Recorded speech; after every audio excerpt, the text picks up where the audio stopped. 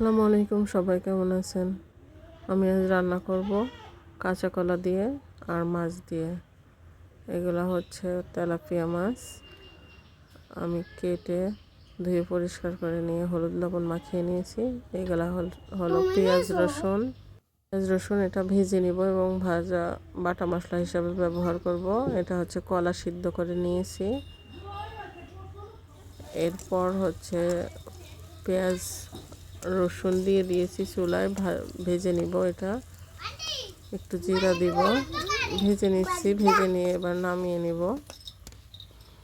এরপরে মাছ দিয়ে দিয়েছি, মাছগুলো ভেজে নিচ্ছি।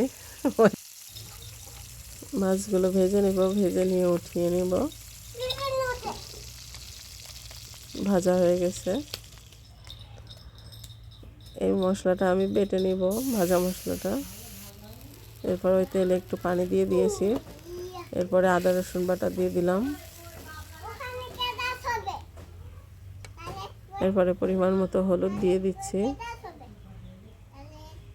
পরিমাণ মতো মরিচের গুঁড়া দিয়ে দিলাম।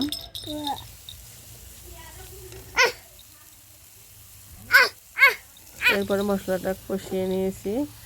সিদ্ধ করা কলাটা আমি দিয়ে দিলাম। মশলাটার সঙ্গে ভালোভাবে কষিয়ে নিচ্ছি।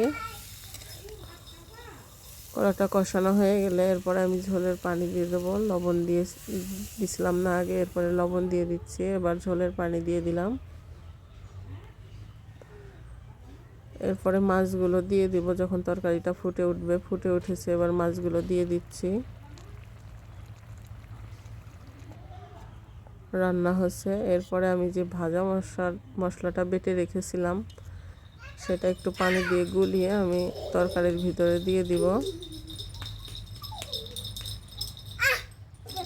ভাজা মশলাটা দিয়ে দিয়েছিলাম। এবার ঝোলটা একটু ঘন হয়ে গেলে, পানিটা অল্প একটু শুকিয়ে গেলে আমি নামিয়ে নিব। এরপরে প্রায় তরকারিটা হয়ে গেছে। এরপর আমি নামিয়ে নেব অন্য একটা পাত্রে। সবাইকে ভিডিওটা দেখার জন্য ধন্যবাদ। আল্লাহ হাফেজ।